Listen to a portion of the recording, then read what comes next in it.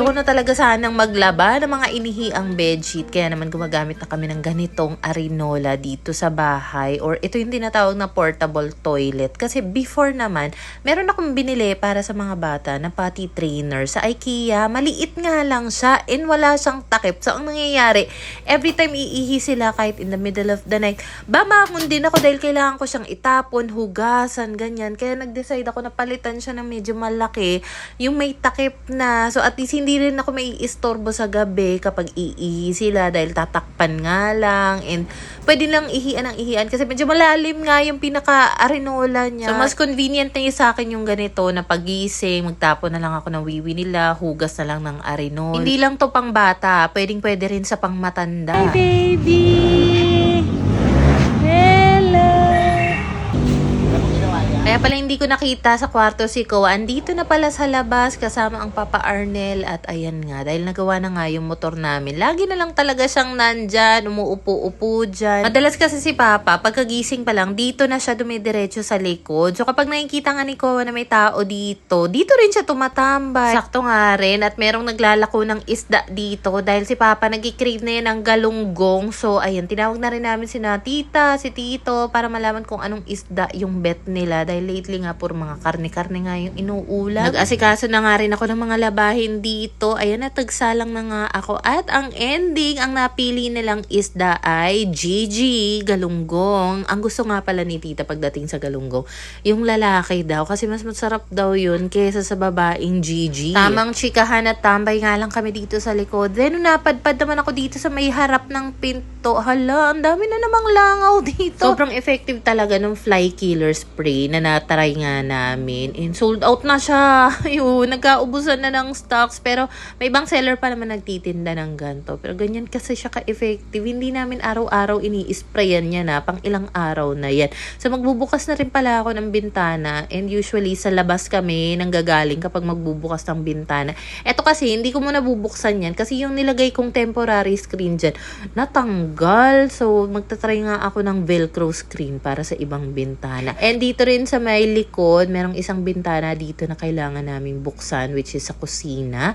So, kulang pa talaga ako ng mga screen para sa ibang bintana dito. Next time na lang. Sa ilang araw kong paglalaba, eto na nga pala yung naipong tulo ng tubig sa may washing machine. Yung hose na papuntang washing machine. So, gagamitin ko na lang yung pandilig dahil kahit papano nagtatrive naman yung ibang mga halaman dito na tinanim ni Papa. Yung ibang mga itinanim ni Pinggoy sa may likod, nalanta siya. So, eto nga pala yung mga nilutong ulam ni Pinggoy, may pritong Gigi, napakasarap niyan, oh my god, plus beef broccoli. Habang nag-e-edit nga ako dito, naalala ko yung lasa ng Gigi na yan, parang gusto ko ulit yan na lang ang ulamin bukas, ang sarap-sarap kasi. So sinipag ako today na magplansya ng buhok, may mga products kasi akong kailangang i-shoot, hopefully makadami ako ngayong araw, ewan ko lang talaga kung saan aabutin yung energy ko.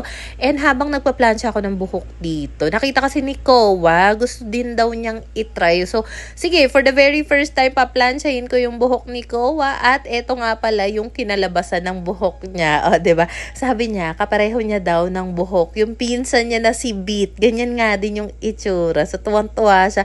For the picture ako dyan kay Kowa kasi nga, para may remembrance, first time niya ma-straight yung buhok niya. Kasi yung buhok ni Kowa, mana kay Pinggoy, medyo straight siya, pero sa dulo, yung kulot niya, yung curve. So, nilinis ko na muna itong area na pag-filman ko. In fairness, ang ganda rin pala ng tiles dito sa gilid ng hagdan, 'di ba? Ang ganda-ganda niya.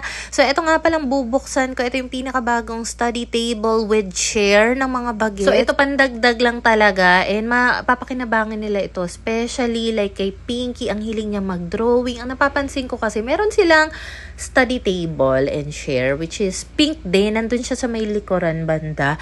Kaso, ang napapansin ko, dahil tumatangkad na nga si Pinky, madalas, payuko talaga siya kapag nagdo-drawing siya, nagko-coloring siya. So, ito kasi, kakaiba siya in a way na na-adjust yung height ng table, pati na rin yung chair. Kaso, natagalan ako mag-assemble dito. Akala ko ay madali lang yan. Kaso dahil first time ko nga siyang gawin, itong study table and chair na to. Hala, 2 oras na hindi pa rin ako tapos. Supposedly, gusto kong sumama doon sa school ni Kowa kasi pinatawag nga sila. I-check daw yung height, yung weight ng mga estudyanteng papasok sa daycare. And since, syempre milestone lahat ng yan kay Kowa dahil first time niya nga papasok sa school. So gusto ko sana talaga present ako. But at the same time, may deadline din ako para dito sa product na ito na kailangan ko nga magawa ng content. Same day. Ayun na naman tayo sa mga naghahabol, mga content. So, ayun na nga, nagmamadali na nga ako. Hala, 2 oras mahigit na. Hindi pa rin ako tapos dito. Nakaka-frustrate na. Tapos, nung time na yun, ang init pa kasi hodang nakatapat sa akin yung electric fan. So, habang nandito nga si Pinggoy, sabi ko, love, tulungan mo nga ako dito kasi merong ilang part dito na medyo nahirapan talaga ako. So, ayan na nga pala siya after. Ito yung sinasabi ko na naaangat yung table niya. So, pwede rin niyang ibaba. And ito namang pinakapihitan niya, removable yan. And at the same time, kung hindi pantay yung sahig, na-adjust din yung pinaka-rubber footing nitong table niya. Basta ang ganda-ganda niya. And maliban sa color pink nga pala, available din ito in color blue, tapos may color gray din yan. Pinili ko talaga yung pink kasi alam mo naman, 2 yung bagets ko ditong babae. Parang may pop of color tapos din. May ibang features pa to na sobrang nagustuhan ko and pwede daw ito magamit kahit up to 15 years old na yung estudyante natin, yung bagets natin. So maganda rin siyang ipang regalo. Sobrang pricey lang din talaga. Pero good quality talaga. Promise, ang bigat ng mga parts nito sa table, even dito sa chair. Tapos ergonomic na rin yung upuan niya. So mas recommended for good posture ng mga bagets natin. So, eto, may kasama siyang parang ganito na stand.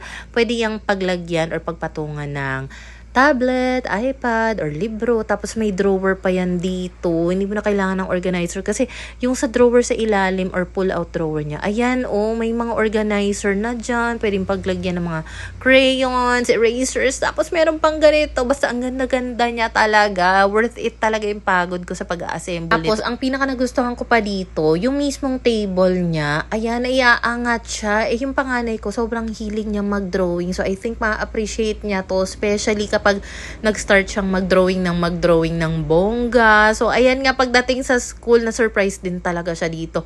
Gustong-gusto. Kaya lang medyo mataas pala yung ginawa kong height ng table and chair. So, i-adjust ko na lang yan mamaya. Kasi even kay Kowa, masyadong mataas. So, ito yung up-close na itsura ng upuan. Ang ganda. Sobrang ganda rin talaga. Bakal yung support ng ilalim ng upuan pati ng table. So, dito mo i-adjust yung height niyan. Currently, naka-max yung height niya dyan. Kaya medyo tumitingkayad pa si Pink at Kowa kapag uupo. So, i-adjust ko nga siya dito sa pinaka-bottom. So, sabi pala ni Pinggoy, nung dinala niya si Kowa doon nga sa school, hindi naman daw na-check yung weight, yung height. Kasi parang may naging ibang program or agenda doon wherein meron pang dinistribute na mga parang health kit para sa mga kids. Yung parang pouches na may mga laman na mga suklay, toothbrush, toothpaste, mga ganong stuff ba? And okay lang. Kasi, in fairness naman, hindi naman kailangan, pero nagdi-distribute sila ng mga ganon. So, thank you! Nagdagdag na rin pala ako ng baby wipes kasi yung mga natira na lang dito, yung mga maliliit na lang, sobrang importante ng mga ganitong wet wipes, lalo na kapag may bagets ka. So, eto yung Unilove na Luxe Dream Wipes nila. May magnetic lid yan, tas ang bango-bango. Ang bango talaga niya. So, kinabukasan na nga pala ito, naayos ko na yung higaan namin. Napaka-fresh talaga ng feeling, lalo na kapag binubuksan mo yung bintana sa kwarto. Kaya gusto ko talaga, pagdating sa kwarto, may bintana, kahit isa man lang. So, ito nga pala ang nadagdag sa agenda ko tuwing umaga. Ang magtapon ng wiwi dito sa kanilang portable toilet. So, eto maganda rin siyang bitbitin kapag may mga outing, basta 'di ba merong mga pinupuntahan na walang toilet na accessible. So, at least kung dala mo to, pwede. At saka may nag-comment sa akin one time, ito rin daw yung ginagamit ng senior sa kanila. So, 'di ba, napaka-useful niya kasi hindi lang talaga siya para sa mga bagets, para sa mga elderly din, mga buntis na hirap ng maglakad or pumunta ng CR, mapapakinabangan nyo to. Lalagay ko yung link ng portable toilet sa comment section or nasa showcase ko yan kung sakaling sa Black App nyo mapanood itong video. Meron si Papang maliit na drawer na kulay puti. Hindi namin alam kung saan ilalagay. So sabi ko, sige pa, lagay mo na lang dito sa loob ng cabinet. Kahit paano nagagamit naman namin. Kaso yung mga takip nga ng mga puting drawer, laging nakakalas-kalas. So, okay lang kasi kahit paano tago naman siya dyan. And dahil natanggal ko na nga yung arenola sa loob nito, iaakyat ko na siya dito. So, yes, dyan ang pwesto niya dahil sa gabi ko lang naman yan binababa kapag matutulog na. E, nandyan yung TV namin dahil bihira lang naman din kami mag-TV. At saka alam mo kapag nakahiga kami, okay na okay yung posisyon ng TV na yun. Parang saktong-sakto siya. Hindi kami hirap, hindi nangangalay yung leeg namin. So at least kapag gusto namin manood ng Netflix, ng vlogs, or kung anumang movie sa gabi habang nasa kwarto kami, nagagawa pa rin namin. So currently, merong 3 TV dito. Isa sa kwarto ni Papa, isa yung sa kwarto namin, then isa yung sa sala. Actually, sa landlord ko yun. Pero nahirapan kasi kaming tanggalin yung TV na yun doon. So, tinanong ko na lang yung landlord ko. Nagbaka sakali lang ako. Sabi ko, Ma'am, ibebenta mo ba yung TV mo? Tapos, willing naman pala siya. So, eto na naman ako. Kasi, ako naniniwala na ako. Lalo na lately, talagang ginagawa ko na siya. If you don't ask, the answer is always no. So, nagtanong ako, Ma'am, pwede ba installment yan? Pumayag naman siya. So, babayaran ko na lang ng installment yun. E, napapakinabangan kasi ng sobra yung TV sa sala. Lalo na din, mahilig manood ng TV yung parents ni Pinkoy. So, ayun, meron kaming kanya-kanyang TV dito sa bahay. Tapos, etong si Kowa, feel na feel. Meron pang nakasabit sa leeg. Yung parang pang doktor kapag i-check yung heartbeat na yun.